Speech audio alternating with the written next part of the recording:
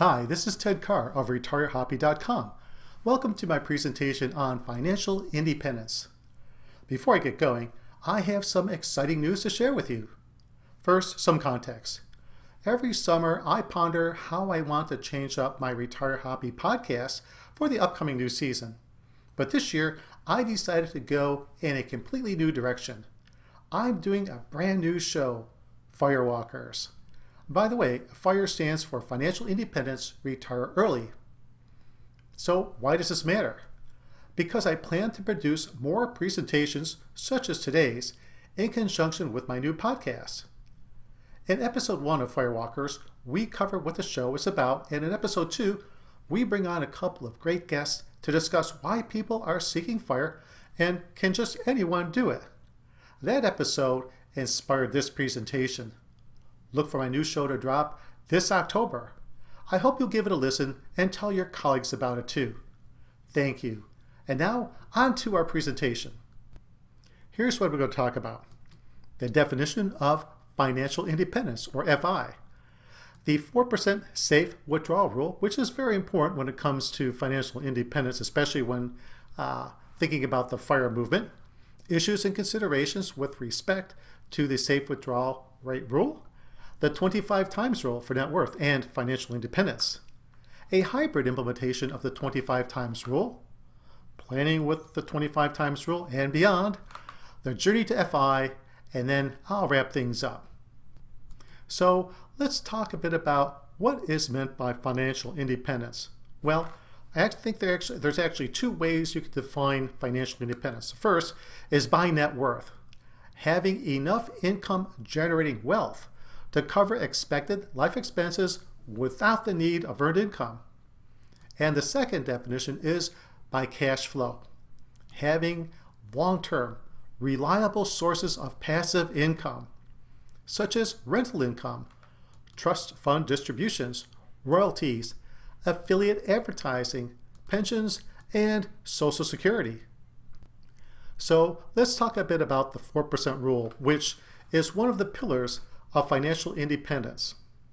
Now, it's based on the Trinity study, which was conducted in 1998 by 3 finance professors from Trinity University of San Antonio, Texas. They used market data from 1926 to 1995. And the key finding from their study is a retirement portfolio comprised of 50% large cap stocks and 50% long-term high-grade corporate bonds survived 95% of all 30-year periods, assuming a 4% annual inflation-adjusted withdrawal from the total portfolio at the start of each year. The withdrawal rate is deemed to have failed if the portfolio is exhausted in less than 30 years, and to have succeeded if there are any unspent assets at the end of the period. Now, good news here. The 4% rule has been widely tested and proven successful. Now, anytime you're thinking about withdrawal rates, there's some issues and considerations to take into account. The first is, how many years do you anticipate or plan on spending in retirement? Now, if you retire very young, which is one of the objectives of many people who are in the FIRE movement, 30 years may not be long enough. Then, on the other hand, if you only say are planning for a 25-year retirement, you could bump up your safe withdrawal rate to 5% or more. Another thing to keep in mind when you're looking at your withdrawal rate is your own appetite for risk. Now, if you can tolerate a portfolio success rate of 85%, say versus 95 or 100%, then you could safely withdraw 4.5%. Now, people's spending patterns vary from year to year, and that was something that wasn't taken into account in the Trilogy study. Not everyone can limit their spending to just 4% every year. There are too many things that happen that make your spending variable. So that's just something to keep in mind if you decide to look into the study or consider 4% as being something you can achieve. People don't spend that way necessarily. It doesn't account for investment fees and taxes. It does not factor in large one-time expenses. Those could be a new roof on your house, a new car, a change in family circumstances, that sort of thing. And perhaps the most drastic, most important and scary one of all is the dreaded sequence of returns risk.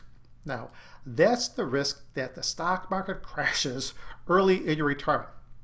For example, let's say that $45,000 is your withdrawal rate, and if the market drops in year one, then your withdrawal rate is going to be greater than 4%, which is again just pointing out that it's not always possible or feasible to just limit your withdrawals to 4%.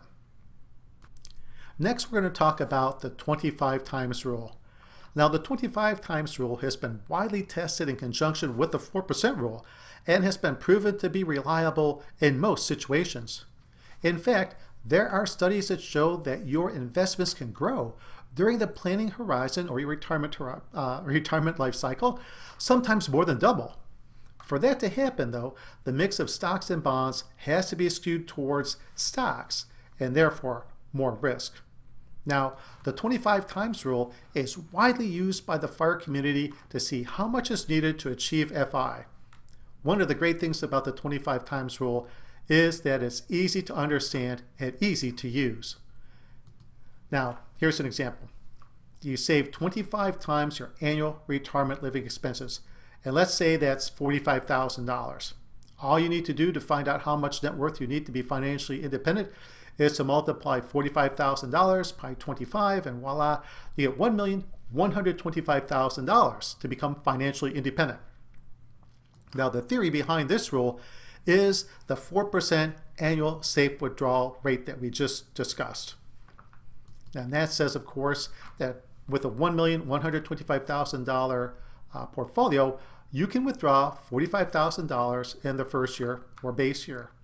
Subsequent withdrawals are adjusted or should be adjusted for inflation. So in year two, assuming a 2% inflation rate, you can withdraw $45,900. And the same holds true for all successive years. You can inflation adjust your withdrawals.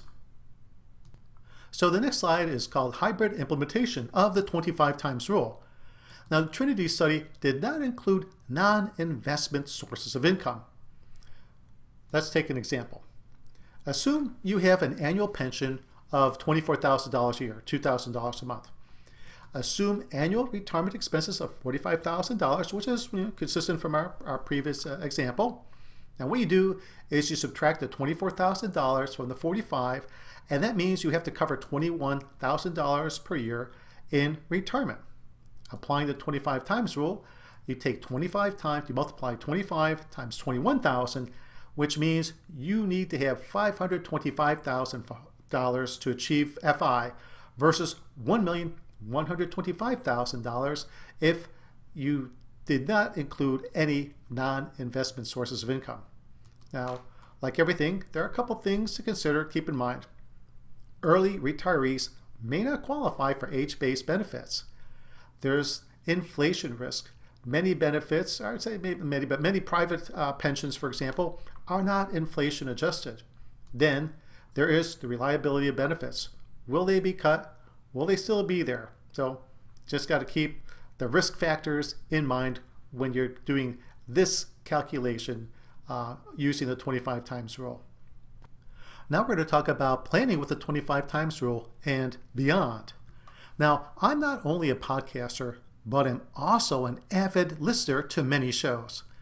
In a recent episode of Intelligence Squared, it featured financial economist and author of An Economist Walks into a Brothel, Alison Schrager. She stated that finance was all about risk, and from a high-level perspective, I agree. Investors are driven by how much risk they're willing to take in order to get good returns, and limited by their unwillingness to invest because of fear of loss. And when it comes to planning for financial independence, I like to take a conservative approach. So here's what I do. I use the 25 times rule to set a goal. In other words, when you're early in your career, early in your life, this is a really helpful tool to set that goal. It's not necessarily a target, it's just a goal. And by setting that goal and working toward it, you develop good money habits and improve your financial literacy. And it's very easy to use. You can update it as your expenses based on your life circumstances change. Now, here's where I would go beyond the 25 times rule. 5 years, I'll say no less than 5 years before planned retirement, financial independence day, switch to a detailed retirement income calculator. It has many advantages. For example, you can set a planned duration. Therefore, how long your retirement will last. You say, I want it to last, I'm 105. And that's another way of contingency planning too. You can enter multiple one-time expenses. That new roof, that new car. You can set federal, state, and local tax rates. Use your set in regular inflation rate and healthcare inflation rates, which are usually higher than the CPI inflation rate. You can enter other sources of income. And what's neat, you can get this output, it can be a cash flow table that shows your annual income and spending and withdrawal rates for every year, where it's very easy to identify where you may fall short in terms of your spending versus your income in a year. And you can see how your investments are growing year to year. And by using a calculator, it's really easy to establish a baseline for future comparison sakes. You can apply different market performance assumptions. Like the model that I use, it builds in, you can click on a button that says, oh, below average market returns, average market returns. So you get some idea of the risk of your plan. And lastly, it really makes it possible to run scenarios such a sequence of returns risk. So basically, it's all about managing risk, and a detailed retirement income calculator gives you the ability to, I think, come up with a plan with a higher level of confidence than if you just use the 25 times rule, because this is more detailed and it's set according to your specific situation. Now I'm including this slide just for fun and just for illustration. I have 5 levels of financial independence. The first being functional. Basic financial literacy, own sources of income. In other words, you could probably live in your own apartment type of a thing. 2, stability. You have no debt in arrears. You have steady income and you become a saver. You're properly insured and you have an emergency fund. The third, very important, is security, financial security. No consumer debt. Able to maintain lifestyle over time with a high degree of confidence, and you become an investor. Your financial literacy is improving. Financial independence. Work is a choice, not a necessity. And the 5th level, highest level, is financial freedom. And I think a way to sum that up is you have enough wealth to fly first class. And I think keep this table in mind, because early at the beginning of the podcast, I said, well, can anyone achieve financial independence? No, not really. But the journey includes or offers a lot of value as you graduate to each of these levels. Even if you never make it there, getting to level 3, I think, is worth the effort to improve your financial literacy and strive for financial independence. So let's wrap up today's presentation.